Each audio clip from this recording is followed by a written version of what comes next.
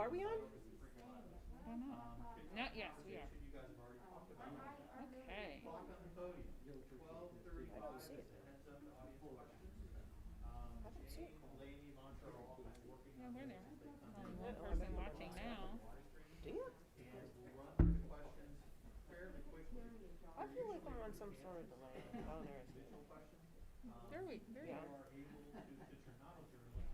I'm not hitting the mouse hard enough. I don't think.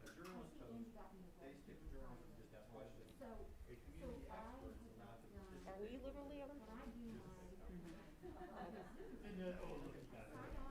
Good morning. Good morning, everyone. So the stage direction part 11:50 is when we're starting to get Good. I'm seeing they're saying, are we all on? a little bit over, but we don't want to go earlier. So what happens is he does the intros at 12 and 5. So 15-minute show. Can't go over there. I got to cut it. Okay, there's no question. There are questions. We have 5 or 6 submitted in advance. And there are definitely questions and shout-outs. So we have a very active online chat thing, which these guys are monitoring over here. We won't be able to see it obviously while you're up here. However, we leave the live stream. Hello, Robert. And if you do want to go back and look at that, Hi, Robert. Thanks for coming today. also edit it as a TV program and post that as well as So we're talking about the arts today, Yes. and we wondered, did anyone attend any sort of art event over the past year? I know that I went to a drive-in concert at Cameron Mitchell's headquarters off of 23 one evening. They had a band in the parking lot, and you drove up and you actually had a little square for your chairs, socially distanced from everybody, Yeah. and they brought you a bag dinner. It was a really awesome experience. It felt like, something kind of normal during these abnormal times, and we really enjoyed it. So I wondered if anybody else has done anything like that. I have not. Mantra has not. I have not. Have you done any online things, like viewing anything online? So you're going to naturally look over to Tom. I think the library had the author of White Fragility. That's true. And That we did go to that. Yeah, we did attend that virtually, so that was really, really good. But other than that, that's about it. Yeah. And I kind of wonder, for the kids at home, do your kids have an art class virtually? So the art class that my son is, so basically how it works is they have a special every week, and this week happens to be art. So basically the teacher just posts the assignment, and then like today he had to draw Sonic, which he was really excited about doing. So There you go. There you yeah. go. And Carol was at the online library gala. Oh, Yep. nice, Carol. There are a lot of talks online from authors. Yep, exactly what I was explaining when we both listened to the author of White We Fragility. did. That was great. And then Jonathan, my husband, just did something with the library talking about the book Stamped. Okay. So he was on the panel for that. So yeah, there's a lot of online stuff for the library too. Our friends at the library have really been keeping it up, I know. I forgot, another thing I did was Columbus Landmarks usually does ghost tours around Halloween, and they did a kind of a recollection of all their favorite tours, and I know that they're doing some other things online too, so I know that everybody's trying in this different time to adapt, and I'm sure we'll hear some more about that. Yeah.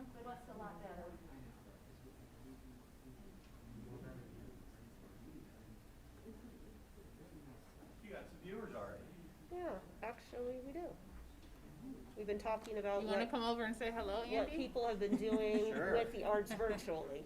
So people have attended some different things. Yeah. Andy is going to get right in. In the mic. Hi, everybody. Welcome. We're going live here in 10 minutes. Thank you. Gosh, Really loud? I Maybe imagine it was. let's see. Yeah, there you go. I'm sure people will let you know. Get that jerk out of the section. Yes, sir. Yeah. Guest. Oh, for the guests. Yes. What's the guest password? You don't Ooh. need it. You don't need it. You sure? Apparently, I got on without it. Yeah, because your computer's automatically logged in when you. Oh, I'm sorry. Andy, you might want to ask Ed in the office because I don't know it off the top of my head. You do. You do. Yeah, I didn't either.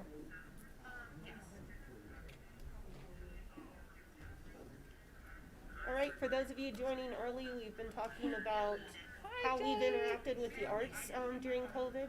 And a lot of organizations have been doing things virtually, and we just wondered if you had enjoyed any of that during the past year. Mantra talked about some authors that she's seen online. We also together saw White Fragility, the author, and I talked about going to a drive-in concert, which was really fun. And now Jane is standing here to tell us what she's done. Yes. I'm not on this. I'm not on the shot yet. But Well, this is delayed. I went to a hosted concert that Kathy Sullivan hosted for ProMusica, and Janet and Oh. David Dancemeyer were there, and the musician. There were two musicians from ProMusica there, and it was just spectacular. And it was out in one of the parks near where Kathy lives. Okay. It was beautiful. That would So be there's awesome. some very creative things going on. Yep. Yeah. Thank you for being here, everybody. We'll Yeah. talk to you later. Nice seeing you, Jane. Yeah. And Joey's on. Hi, Joey. Yay. Hi. We're glad you're able to get here early. It's Yeah. good to see you. Tom's like, uh-oh, maybe Tom's a like, bunch where? have lost it. They're talking Where's Joey? Tom Katzenmyer thinks we've lost our minds, but you guys know we're talking to you, Yeah. our home audience. It's good to see you. Hi, David. Hi, David. Meleca, how are you? Good to see you. Or good to hear from you, I should. That's or right. good to see that you're in the chat. That's what I'm trying to say. Yes. It's good to look into the camera and know that you're on the other end.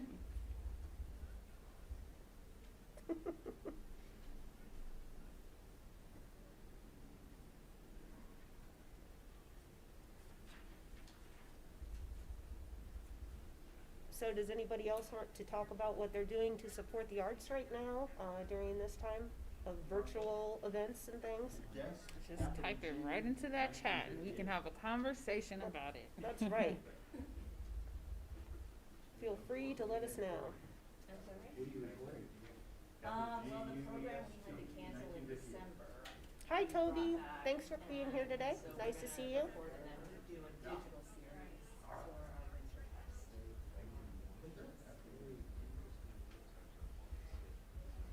We did, and yeah, we're gonna bring that. Since we've got a little bit of time, I will remind folks that we do accept your questions through chat during the forum. Mantra collects those, she passes them on to Jane, so you can start sending those in anytime. Yes. It's especially probably a good idea to do it early. Yes. Um, The quicker you type them into chat, the quicker I can send them to Jane and we can get them answered. So yes. Yeah. How, do we need to have a little staff meeting after today, since I could be gone on Monday and Tuesday? Probably. And they heard that, so they heard everything you just said. We're just talking staff meeting. We have to communicate. They know with Yes. staff, and they have to know. This is the behind the They scenes have to know- chat. They have to know that The we have exclusive behind the administrative things. Yes. chat from So, Jane. excuse me. That's okay, yes. Did you know this is the Carol A. McGuire Legacy Forum in the Arts and Oh, Culture? yes. You're Is that really? absolutely right. That's exactly Yes. right. Thank you, I Carol. did. Yes, thank you. Hi, Ross. How are Hi, you? Ross. It's good to see you. Yes. Hi, Hi, Liz. Thank you for joining us. We're in unison, Lady and I. Soon we'll have a little song we do. Yes. It's good to close see out. everybody joining in. Yeah. We This are is great. rehearsals because we really don't want to gather. And Toby, we were just talking about kids' access to art class, and you know how limited that is anyway, but how even more limited it is now. So that's a really great plug there. Hi, Bill. Hi, Bill. Thanks for being here. Long distance, the whole, it would be like if you were there in person. Bill Lafayette is the best, the best. Oh, yeah. I mean, when And you those of you who bought virtual seats for this, you can join Bill afterwards for our follow-up discussion. I'm not sure how many people are aware that is something we do. When you buy a virtual seat, we have a follow-up discussion right after the forum, where we kind of just casually talk together about different topics that were brought up that were really interesting to us. Trying to recreate our coffee and cookies time from our in-person forum. So join us for that, those of you who bought a virtual seat. Hi, Hi Seema. Seema, how are you? It's nice to see you. See you. Glad you're participating.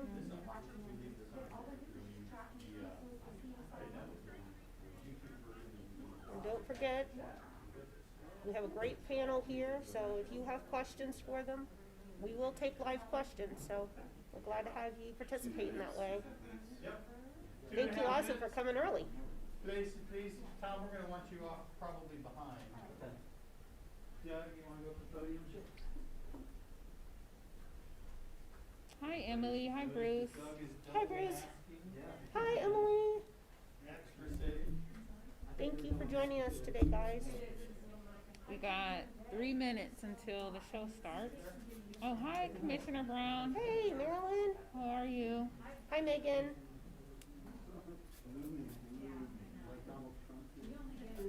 Thank you to everybody who's joining us early. This is really cool. This is great. This is fantastic. Does anybody have anything they want to say about supporting the arts? We've been kind of asking what you have done during this period of time. Hi, Haley. Hey, Haley. How are you? Emily says hello to the panel. Yes. Emily Tony says hello.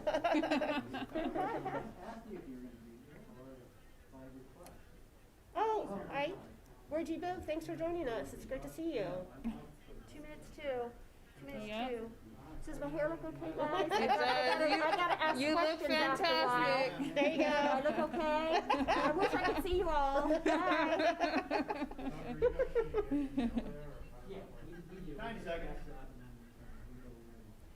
Is it Tootie or Pam? Stacy. We're gonna roll Hi, in through at Stacy. high noon. I'll give you the 3-second Stacy countdown. says hi to the panel. That's your camera. It's nice to see you here, Stacy. Oh, Podium camera. Hi, Lisa and Being Beverly. as an audience of thousands, we actually had over 2,100 people watch last week. It's great to see all of you. You, yeah, you guys. Enjoy your lunch. Oh, you can Yes. And Bill.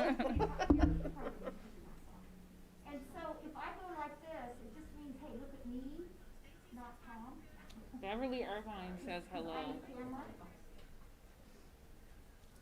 Beverly says hi, Beverly Janet. Irvine says hello, Janet. She says hello, Hi, Beverly. Monica. Intro is queued up. Stand by.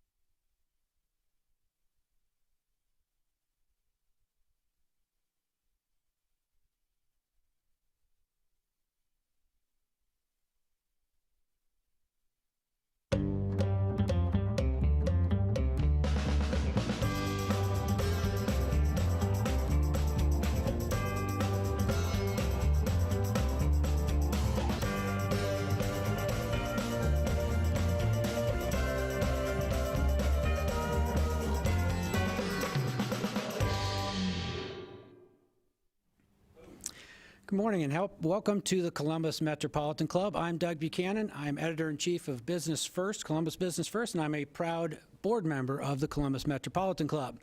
I wanted to start out today by welcoming some new members.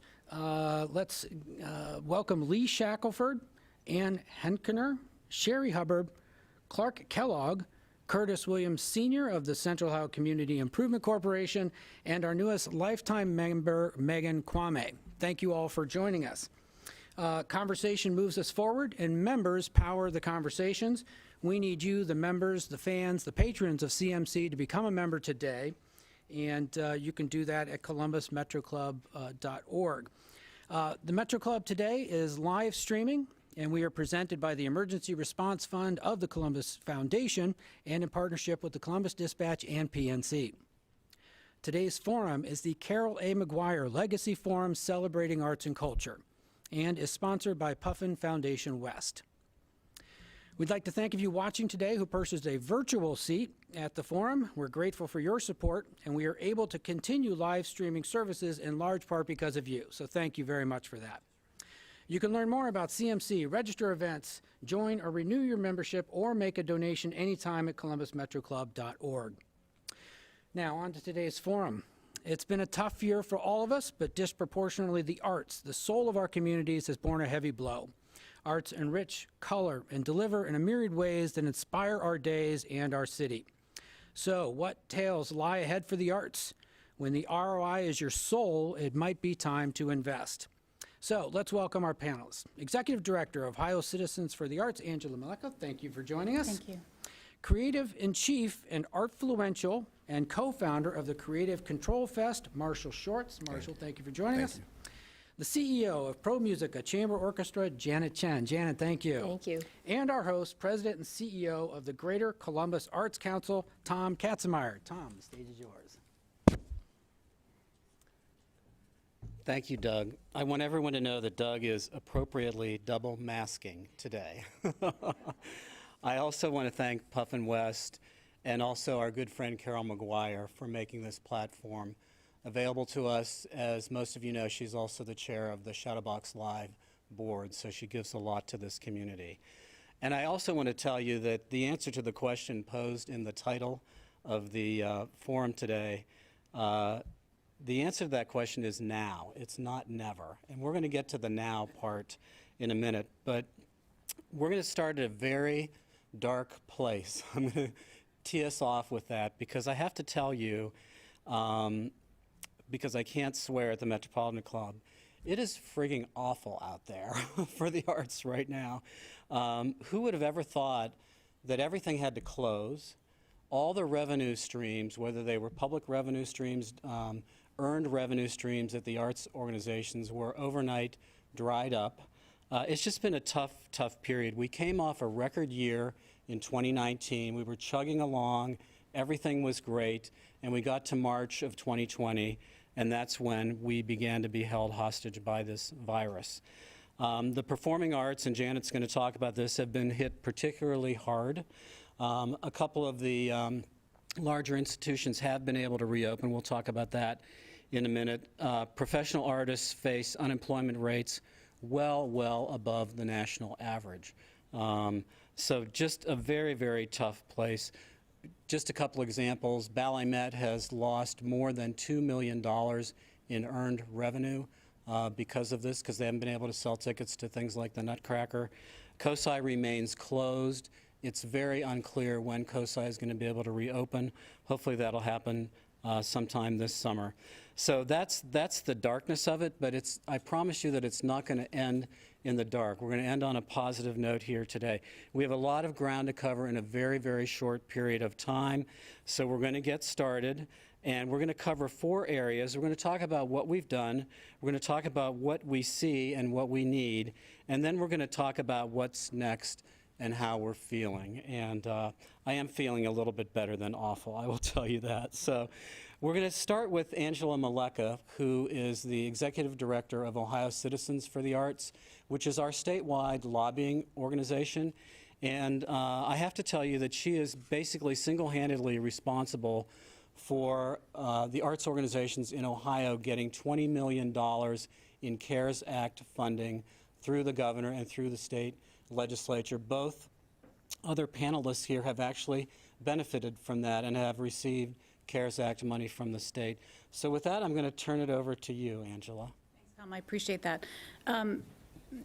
You know, to set the stage, prior to the pandemic, arts and culture, creative economy in Ohio was a $41 billion industry. We rivaled the travel industry, the lodging industry, We employed nearly 300,000. In Columbus, that equals about $9 billion that we contributed to the Columbus economy, employing 60,000, and that's about $3 billion in wage income as well. Then COVID hit, and as Tom said, you know, we came to a standstill, and to this point now, we've been the highest unemployed sector every month throughout this entire pandemic. Some misconceptions, our friends in the restaurant business suffering as well. We've had higher unemployment rates than them. As I often say, there's no carry out in the arts.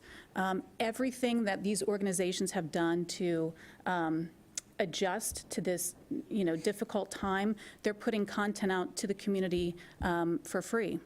And these organizations have made really difficult, prudent business decisions to survive. We've lost nearly a third of our jobs in the state, and these are high-skilled workers. These are people that dedicate thousands of hours to be where they are, to be at the chamber, to be, you know, working in these iconic institutions that we rely on so much for a greater economic footprint. For every ticket that somebody purchases to an admission to a cultural event, they're spending on average $31 in the economy, whether it's parking or restaurants or retail. You know, they're generating income, and so we need these organizations in order to get Columbus back. And so it's just been, you know, a devastating time. I think we have worked hard in changing perception that the arts aren't about feeling good. You know, that's been a long time way that we talk about the arts, that they're a feel-good, that the arts just show up for a handout. Given the devastation that we've faced, most of these, if not all of these organizations have shifted their business model to really operate as business. That's why the devastation when we can't get bodies in these buildings, that earned revenue has gone to zero.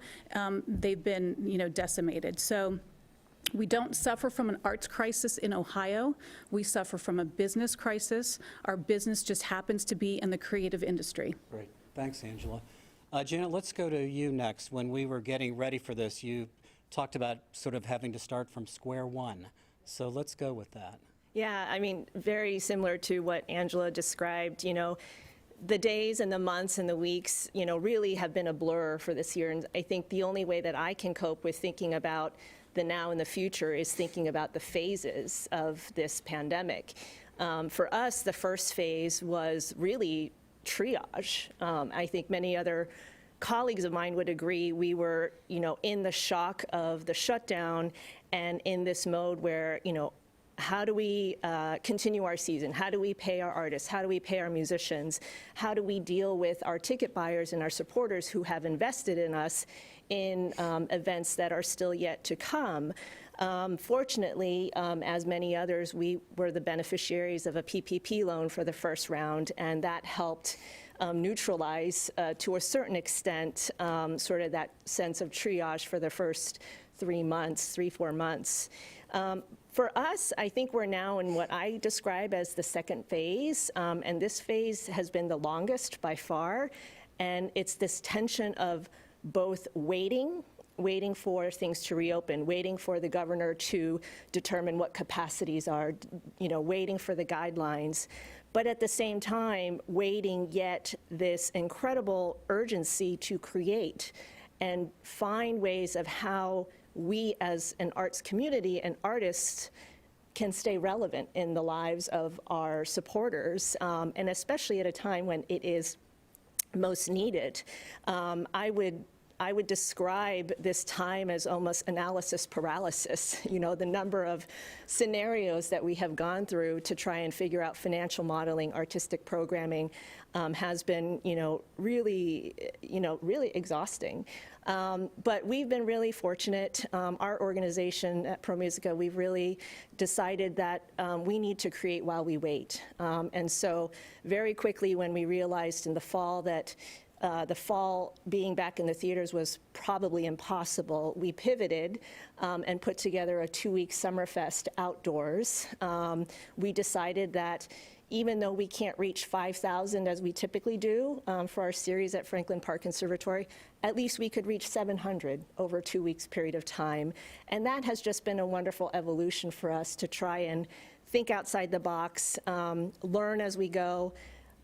We have just really looked at the resources, and everyone has had to adapt, from musicians having to social distance on stage. You play wearing masks. We have to get plexiglass. My favorite one is we have to find puppy pads to put on the floor to capture the spit of our brass players. And never in my life did I think I would have to go buy tons of puppy pads and black puppy pads because it, looks better on the floor. So these experiences, I think, will only help us continue to get through this time. Thanks, Janet. And Marshall, I know the organizations that you're involved with have also had to cancel events. You've had to pivot to other things, activate in other ways. Can you talk about that a little bit for us? Yeah, so I'm here representing in a number of facets as an entrepreneur, but also just in community work. And an adjustment had to be made, of course, due to COVID, primarily, because of the safety of the community that we typically engage with. But it wasn't doom and gloom for us in the traditional sense, because art for at least, the organizations I work with, Creative Control Fest, Maroon Arts Group, like art is always tethered to work and activism. And so this moment called for that. But art as a business, has exposed a lot of the fragility of the arts sector. And, we weren't untouched from that as well. We did receive CARES Act money, and through that work, we were able to host an internship where we were able to engage youth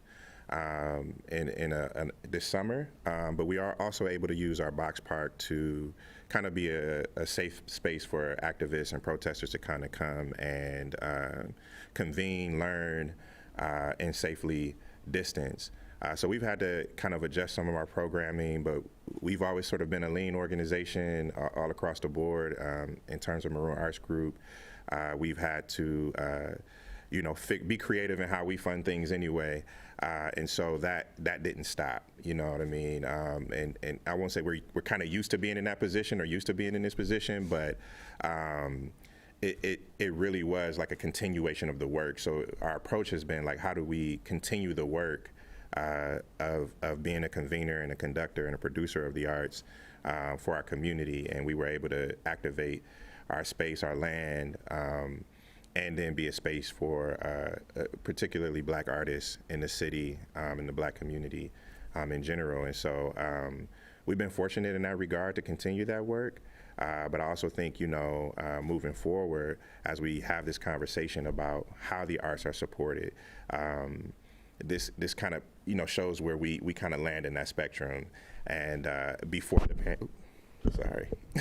I talk with my hands. So before the pre-pandemic, we were lean. We had to keep our overhead low because of lack of access to resources. So what we've been able to do with a little bit has continued throughout the pandemic, the multiple pandemics that are happening at this moment. So. Thanks, Marshall. And from a GCAC perspective, I would tell everyone, obviously, we've been in the same boat. We probably saw $8 million of revenue basically evaporate before our eyes. That would have been money coming from the hotel motel bed tax and from the newly put in place ticket fee. So that is money that would have actually gone right out into the community to arts organizations and artists and to support projects. That money was gone. What saved us, I would have to tell you, and I think this is probably true for these folks too, we all applied for PPP money. We all got PPP money. We've now applied for the second round. I hope you all have too, so our application is in for that. We also got CARES Act money from the city of Columbus. It was $1.558 million. Franklin Park Conservatory, Kappa, and COSI also got CARES Act money directly from City Council. There is venue money coming again, from the federal government, from the SBA, so that'll benefit CAPA, that'll benefit the Gateway Film Center.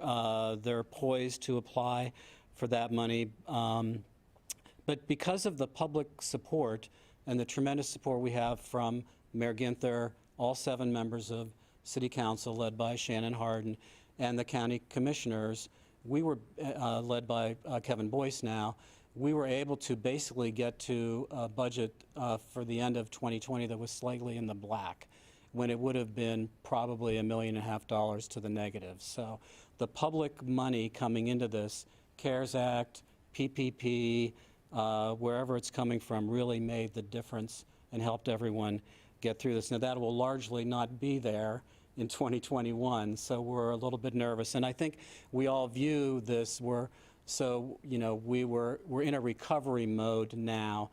That the beginning of it is kind of Janet's saying in terms of the phases that she's in. And it's probably going to be a couple years of this, because we have to have conventions back, we have to have large events back, and none of that's happening in the first part of this year, but you'll begin to see it in the fall season, I believe.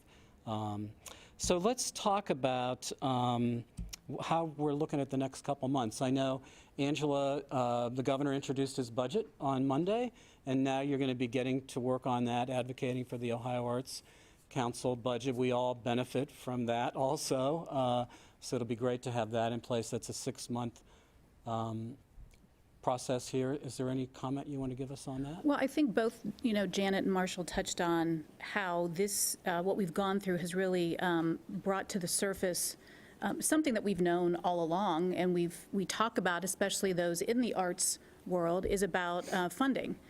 And how do we figure out how we solve this funding predicament where every year it seems like we have to knock on the same doors and pound the same pavement. And what, my goal is to use this once-in-a-lifetime episode to really reimagine how do we fund the creative economy in Ohio. If you look at the state of Minnesota, they have a tax that they dedicate for parks and lakes and culture. Utah is looking at the same thing, Washington State. The creative industry in Ohio rivals California and Texas in the vast amounts of art institutions and organizations that we have. The rich history of the arts and culture in Ohio is amazing. Karamu House Theater in Cleveland is the oldest African-American theater in the country. Children's Theater of Cincinnati is the longest running children's theater in the country, over 100 years.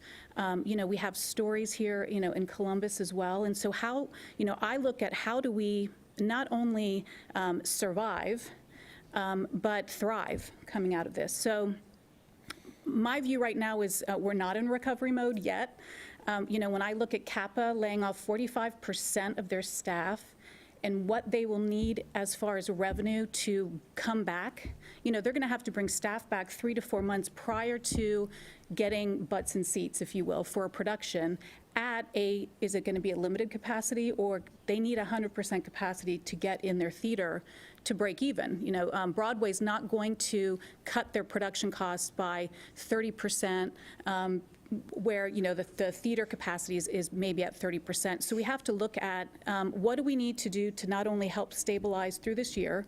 We're predicting that this year will probably be more challenging than last. Because of now having to look at, when CAPA went from a $20 million budget, they're operating at a $6 million budget now. How do you build that back to get to that capacity? The museum laid off 30% of their staff. If we look at, if we took our industry and looked at it as we look at a sporting industry, if the crew had to cut 45% or the Blue Jackets, there would be a lot of noise about that. We have to view this industry very similar. And so, yes, we look at the budget, but we also look at the federal. So I do work with people at the federal level. And we also now look at ways of reimagining more dedicated funding for the creative economy in Ohio. Great, thanks. And Marshall, talk a little bit about how you're viewing the next couple months, and I want to make sure you comment on the murals that are coming once the weather breaks. and it's not minus 14 outside. Yeah, I view the next couple of months. You're talking about Deliver Black Dreams, which is a campaign we kind of started in response to well, it kind of started around the election and activating black voters. But in Columbus, we used the vehicle of art to kind of further that message that art should be in the conversation around policy, in the conversation around social change. Art is often leading the conversation, but we often kind of bring it in on the back end as if to dress it up. But art is often foreshadowing what's to come. And if we look at it as that, then it plays a much larger role in how we see change and seek change in our cities, whether that be economically or whether that be for social change. And so, in that regard, we are looking to use art as a vehicle to push, challenge, agitate in the city for social change, in policy, in the way in which arts funding is distributed for underserved communities. And so I'm really excited about that work. We hope to erect about 6 to 7 murals in the city under this theme, and engage black artists, pay black artists, but also build institution around some of the organizations that do this work, not just Maroon Arts Group, but Streetlight Guild and a number of other organizations that are still small that are trying to scale to the extent of some of the organizations that we talk about, because there's a need for that within the culture. And so, it's hard work. It is work. Often not paid work, but when we see wins and when we see things changing, there's a direct connection to what we create and the role that art plays in that. And so in that regard, it's essential. And I know we'll talk about that a little later in the program, but you can support that work. You can donate to that work so we can continue to build that.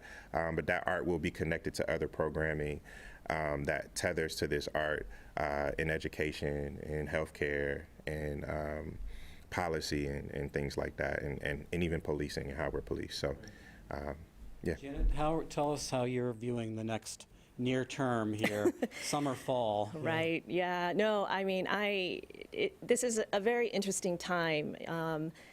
I also don't think we're quite at recovery yet, but there is a little light at the end of the tunnel. We now have a vaccine, and so that's positive. But at the same time, we also do not know yet when audiences are ready to come back to the theater.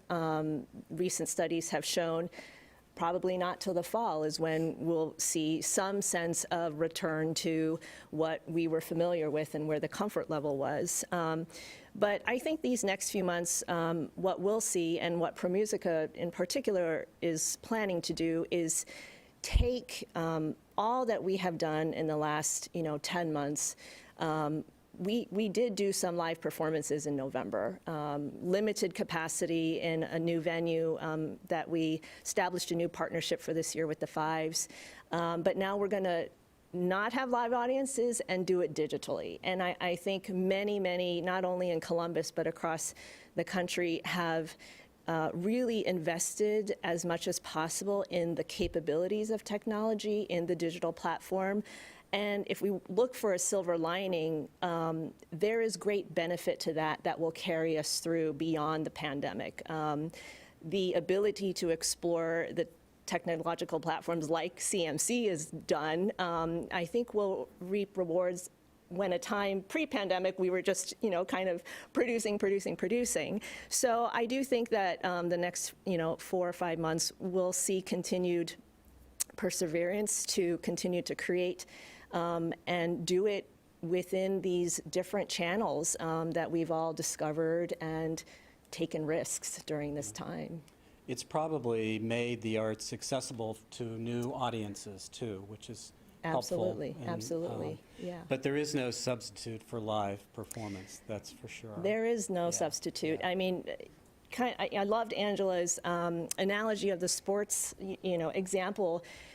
for musicians, just like a football team, the longer you don't practice, train together, the harder it is to come back from that. And that is no different from the arts, whether you're a dancer, actor, musician. The longer you are void of developing your craft, the harder it is to get out of this. And so for us, and many in particular, we have not wanted to succumb to hibernation. We've been very proactive about ensuring that the artists still have that ability to exercise their craft.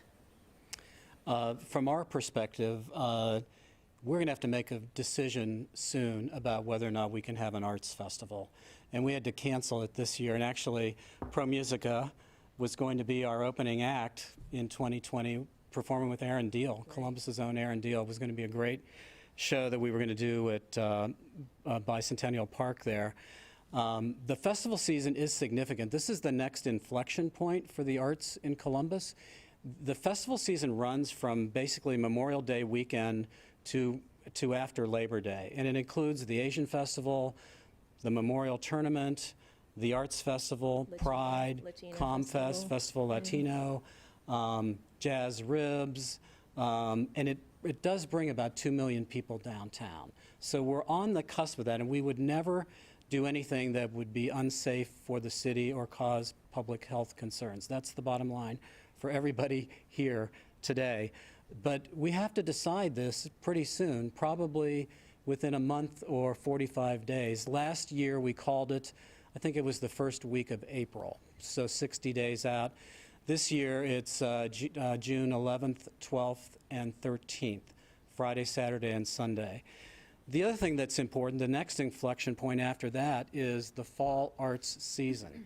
So again, another very critical time for people like Janet, Kappa, Chad Whittington, Broadway series, big tickets, getting ticket fee money from that. It is significant. So keep your eyes on these decisions.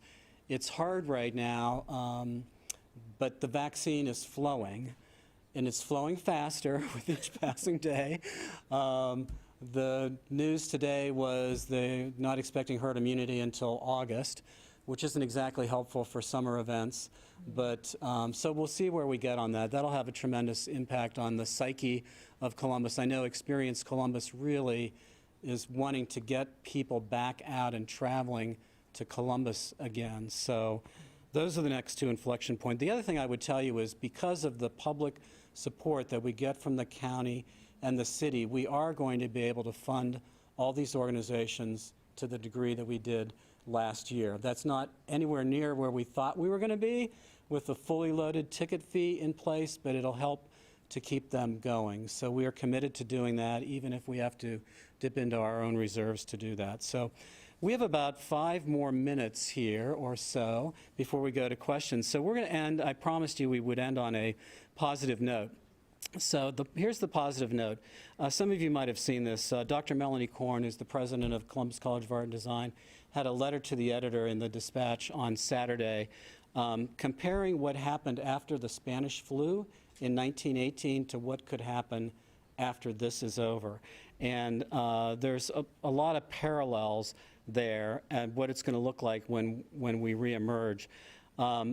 And here's what it says. Historians argue that an eagerness to return to a communal social life after years of staying indoors contributed to the flourishing art scenes and cultural revolutions of jazz, Art Deco, Surrealism, the Harlem Renaissance, and other important movements. So she's asking the community this question. Now that our exercise/guitar learning/closet cleaning resolutions are all locked down, I hope you'll ponder this question. How can I and how can we as a community not only hope for new cultural renaissance, but actively manifest it? So a couple of us have touched on that already, but I want to throw that out to you guys, and then we're going to go to Q&A.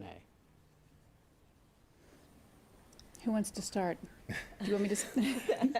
Well, I want to say one thing is, that I haven't touched on, which is advocacy works. Advocacy is what I spend every hour of every day thinking about. How can we continue to engage, energize, inform on levels that we've never done before. One thing that I think that I'm most proud of is seeing this industry in Ohio come together like never before. You know, and it no longer is it just Central Ohio, and then you've got Cleveland and Cincinnati. These leaders are coming together regularly, having conversations about best practices, talking about collaborating, talking about launching new programming within Ohio. And so that's something that's really exciting for me. Having the recognition from the DeWine administration, singling out the arts industry with the $20 million CARES funding. You know, that was the second largest amount dedicated for arts in the country. And so to have the administration listen and understand the vibrancy of this industry, how we are vital to the economy, that's a really hopeful thing as we go forward. And legislative leaders as well have really listened and understood. They knew that the 20 million wasn't going to be enough, and said, you know, we'll do what we can in the future. And so we continue to have those ongoing conversations. So that's really hopeful that we don't stop that work, you know, and we all work together as one in order to accomplish those kinds of things. Yeah, I would add on that, you know, in this pandemic, we've talked about how the arts is, you know, therapeutic, it's creative, it's resilient, and essential, but we were that before the pandemic. We are essential. We have been resilient. We continue to create. And as Angela said, this has now been lifted on a platform where, you know, we need more public support to survive, not just now, but for the long view. Things are messy and chaotic right now, and I think we have to tell ourselves that's okay. We are only human, but at the same time, you know, let's remember that at the end of the day, when we come out of this traumatic experience, whether it's the virus or suffering from inequities and, you know, the racism in this community, arts is there to help us through that. And so we are incredibly essential. And I hope that the community and really, you know, the world recognizes that we are the social relief that will be there when we get out of this. Good. Marshall, what would you add? Yeah, a lot to say. I was telling you on the way in, panels are too short. Art as a function of culture will always survive. As long as people have a need to communicate, to connect, and to be in community, the arts play a role in how we do that. I think the challenges that the creative economy has is something we'll have to grapple with forward. You know, I think about that 41 billion or that 9 billion in creative economy and how many like artists of color are left out of that. So I hope that we will grapple with how we move forward and we rebuild this creative economy in a way that is inclusive of all people and all types of organizations so that they can grow. If we look at art as a function in culture, art does at least three things. It creates community, it brings out our humanity, and it's an economic driver. So if we're thinking about it in that regard, it is essential. I'm not naive to think that it is essentially like taking the place of like safety and health and food. There's no need to even talk about arts and culture if those things aren't taken care of. But if we consider what art does and the role it plays in culture and economy and those things, and who is at the root of that, which are the artists, then we have to kind of grapple with what that looks like moving forward. And I think, you know, there's some positive things that we can point to as we grapple with these challenges. So I want to, we have a couple more minutes before questions. Talk about, people are always ask me, well, like, what can I be doing right now? So I'll start with that. First of all, there is a lot that you can go do still. Some things have reopened, socially distanced. You got to wear a mask. You got to buy a time ticket. So notably, the Art Museum, Columbus Museum of Art, has a spectacular Amina Robinson exhibit that will be there until October Franklin Park Conservatory closed for a couple months in the summer, but then reopened and has been open through this whole period of time. They've been getting some great attendance, great revenue there. There's a lot happening in film and in film advocacy, and starting Friday, you're going to be able to, if you go to the Wexner Center website, you'll be able to watch the 3 films that won our Art Unites CBUS Prize. 3 local black filmmakers. Marshall and I got to watch them together on Saturday afternoon. Beyond spectacular, just beyond spectacular. The quality of the work, 3 short films that come from the time period after George Floyd was murdered, from the unrest that happened in the streets. So you got to see them. They were shown as part of the Sundance Film Festival, which Angela and I went to. 11 Sundance films were shown here in Columbus. Again, limited audience, that type of thing. The symphonies performing, the ballet Met dancers are back practicing and teaching. Catco, Short North Stage, doing great creative stuff online, creative content online. There's an incredible new public art installation at Broad in Cleveland. You got to go see it. It's just remarkable. Luann Crane and the Crane family paid for that. It's at the Social Justice Park. And then tomorrow, I am going to put a blog out urging people to give to the arts. It doesn't have to be my organization, but it's buy tickets, give to the arts, participate. That's what we need right now. We need to get revenue going again at all these events. So I don't know whether anyone else would like to add to that before we go to Jane here, but. After George Floyd, Columbus is dealing with its own crisis with police, and that fight continues around Casey Goodson and Andre Hill and many others who have lost their lives at the hand of police. So we should definitely, know that art is continuing to function and bring out that work as well. Good. Anyone else? I think we're ready. All right. Well, we have a lot of questions, so I'm going to go through them as quickly as possible, Okay. and perhaps you could make your answers concise as well. Okay. First of all, Bruce Garfield from Columbus Music Commission wants to shout out to say what a great job you guys are doing and to thank you. So thank you, Bruce. You're doing a great job, too. Lane Eagle, Momentum. The survival of the arts is imperative not just for adults, but especially for children who are served by arts educational programs. What can be done to ensure arts education for children is regarded as essential?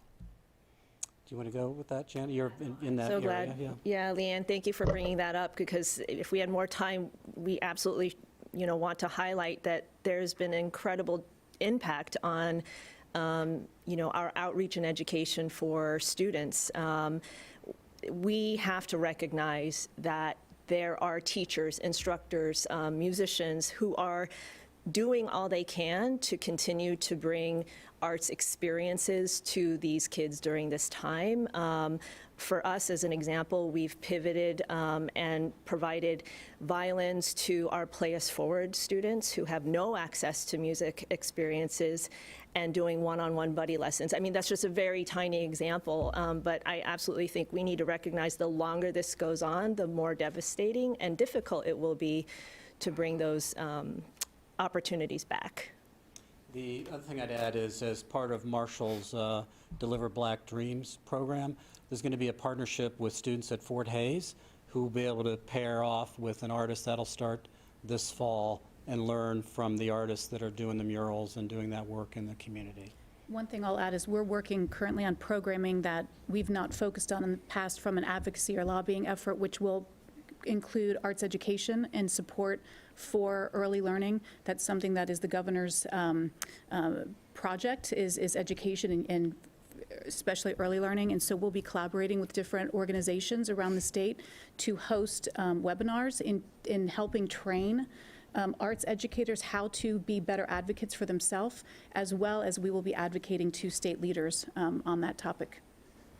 This question is from Java Kittrick from Puffin Foundation West. Java always challenges us and supports us. Why didn't the arts community speak up when the Christopher Columbus statue was removed, since it was a gift from the Italian community, and with Christopher Columbus having Jewish heritage? She wants to know why the arts community wasn't involved with that decision. At Columbus State, that was a decision of the Board of Trustees and the President of Columbus State. We were not involved or apprised of that. And the one that was in front of City Hall, that was a decision that the mayor made. Laura McDonald from the Benefactor Group, what role does philanthropy play in making the arts more resilient? What's the case for supporting arts and culture when so many have urgent needs due to food and housing insecurity, racial injustice, etc.? And she admits that this is a softball question, that our community can and should do both. We needn't pit one against the other. So you were talking, Janet, earlier about the arts being essential. That was a word that we used when we were prepping for this, and you can completely make a case for that. Right, absolutely. I mean, if we are so grateful for the generosity of the community supporters, donors who have donated their tickets back when they didn't need to. You know, every little nuance like that matters and counts. And I think that organizations in particular have really tried to figure out how do we stay connected to our audiences and build relationships at a time when traditionally the things that we do aren't allowed. And we're all trying to determine how we engage so that when we come out of this, the donors will still be there for us. But I think all I can say is that this community has been incredibly generous, recognizing that artists create art, but this is their profession. They have to make a living, just like anyone else. And I just wanted to point out one thing that I think often gets overlooked, which is independent contractors in particular and freelancers who work in the gig economy. So the musician who plays in different places, they have suffered a lot. And so to continue to kind of galvanize support around that is incredibly important. Well, and I'll just add, I mean, our sector, again, is the highest unemployed sector in Ohio. We've lost nearly a third of our jobs. So those are real jobs. And so, I was asked by a reporter one time, how can you be advocating for funding for the arts when there are people standing in line at a food bank? And I said, well, I can't imagine how many of our people are in that line at the food bank. These are real jobs that are gone, that they can't shift and go down the street and work at the next ballet or the next museum. So, they're leaving this industry. Will we get them back? We don't know, but that's our sector that's suffering. And so when you're supporting the arts and culture industry, you're supporting jobs and businesses. So I appreciate Laura's question. Just a couple other things to add. So when the artists were all basically thrown out of work in March, we started an emergency fund for artists. We got 80 to 90 new gifts from that, from people that had never given us money before. So the community really stepped up. When we had to cancel the arts festival, basically all the sponsors, 90% of the sponsors, let us keep that money because they knew we would have expenses and other things. So again and again through this, and I'm sure Janet and Marshall, you've experienced this new money that's come in from unexpected places. And again, that's why I'm putting out this blog, urging people to give. Now's a good time to give to these organizations as we begin the recovery process here. There is abundance out there. Like, there are companies that are making money hand over fist. So we're dealing with another crisis of resource and who has access to that resource. And so I think we got to start pivoting the question as to how do we pull some of that resource back so that people aren't losing jobs and then we don't have crises over food and safety and those things. And that's what a lot of the unrest has been about, is that there's resource. There are people who are doing quite well during this moment. And I'll just respond to the first question. I think the artist community did speak up. And a lot of that was in critique of the Christopher Columbus monuments and statues. And so I won't go into detail, but I will say I think the artist community did speak up, and I think that in part is why some of those pieces were removed, and in response to art that could replace it. This question's from Mike Thompson, and I'm assuming it's Mike Thompson from WSU. Instead of canceling the Arts Festival, why not downsize and spread it out? So we actually are thinking about that. So it's a good question, Mike. There's a lot of different things. Last year, we obviously moved it online. I don't think we want to do that again this year. People are getting weary of all the stuff that's online right now. But we're thinking about that. We're thinking about what could we do to adjust it, either controlling the size of the crowd, making people wear a mask, showing proof of vaccination. We're not quite there yet on the, scale down the number of artists exhibiting. Don't have live performances if that's the issue. Give out beer in cans instead of in open cups. But we have to think about all those kinds of things, and I know everyone else is too. But it's a good question. Could we move it into a couple neighborhoods instead and keep it very small, germane to those parts of the city? So all of that will absolutely be looked at. Great ideas. Derek Gill, I think you addressed this a little bit, Tom, but maybe expand on it. How will support go directly to individuals in the visual arts? Yes. So Derek is a visual artist who has a piece on display at the Columbus Museum of Art, which you must see.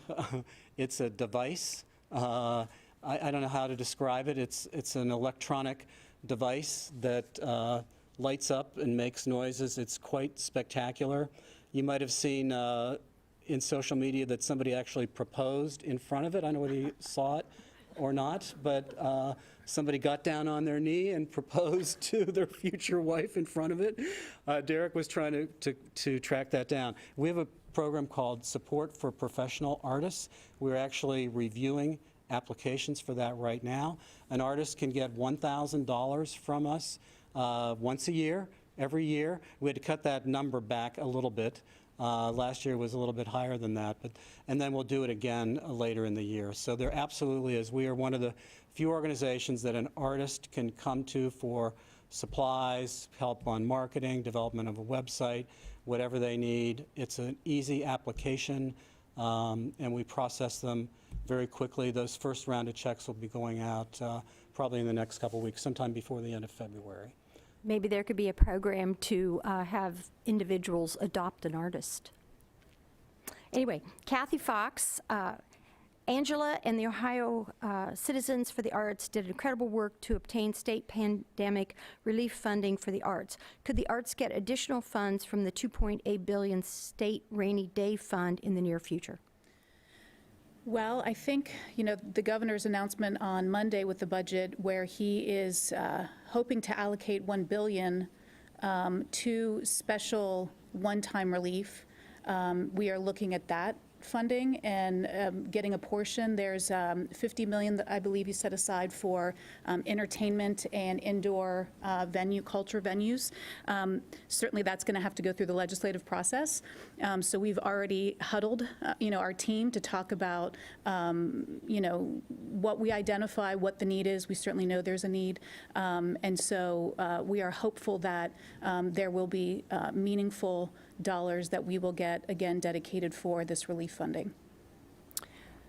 This is from Trip Lazarus. How can we use the crises to come out stronger on the other side? Yes, nothing compares to live audiences, but via digital platforms, we can reach huge numbers that can't otherwise attend.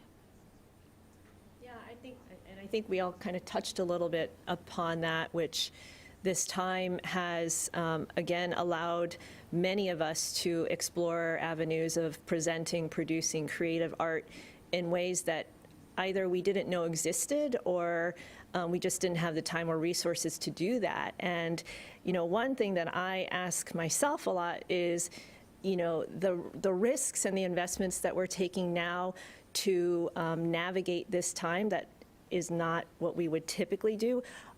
Are we looking at that as a 4-month thing or really an 18+ month thing that becomes ingrained in, our DNA, in the sector? So I think all of those factors is going to help us be a stronger, cultural community because of that. And a lot of collaborations, I think, are still happening despite the fact that we have to stay apart. There's great thinking around how we can stay collaborative. Emily Prieto, I'm not sure if I'm saying that nice. How can arts and humanities organizations work more closely together? I just had a conversation yesterday with the chair of the Ohio Humanities Board. We have begun those conversations. We started them last fall.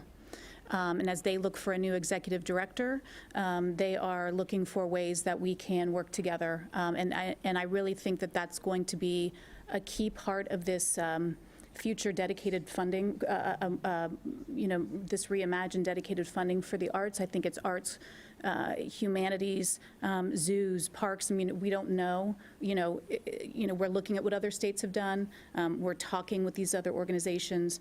I am a firm believer in collaboration breeds success. We're seeing that within our own industry and coming together. And so we are reaching across the state to those organizations and having those conversations. Looks like we have time for one more question. Sandy Pritz, could you discuss the renovations going on at the Ohio Theater? Sure. So there was a great article in the paper about that today. CAPA had money from the state capital bill for this. It was something they had put on hold. Obviously, there's a period of time now to take advantage of where there won't be anybody in there. And it sounds like they're largely renovating the balcony area, putting in new carpeting, railings. If you've been in the balcony up there, you know that it would be helpful to have railings up there. So things that they've been wanting to get done, and it's a good thing. Yeah. That comes from the state that for the purpose is for infrastructure. Yeah. And so those monies have to be used for that type of work. Can I add one quick thing, very quick? I think when we look back on this time 20, 30, 50 years from now, what art is being created now that we will reflect on, or that will be part of our genres, or I think that's something we won't know, but that's an exciting thing to think about, what we're creating now, how that contributes to our future. And I have a question to pose to the audience, and we discussed this before, is like a quintessential question we can ask is what happens to our cities, to our communities, if art is not there? And that's something we can ponder on for a long time to come, and maybe work backwards from there to see what this looks like. Okay, well, unfortunately, that is all the time we have. I hope you found today's forum enlightening. I have to say, if you still no longer believe that the arts is essential, I don't know what's going to convince you, because you all three did a very good job today. We appreciate that. Our forum next week will feature the new president of Ohio State University, Dr. Kristen Johnson. Thanks for our live stream support today, presented by the Emergency Response Fund of the Columbus Foundation in partnership with the Columbus Dispatch and PNC. Thanks to the Carol A. McGuire Legacy Forum celebrating arts and culture, and thanks to Puffin Foundation West, and to our online virtual seat patrons. Thank you all, and a special thanks to our speakers. We couldn't do this without you, Angela Meleca, Marshall Shorts, Janet Chen, and Tom Katzenmyer. Thank you all. We hope to see you again soon in person, but until then, be good and be safe. Thank you.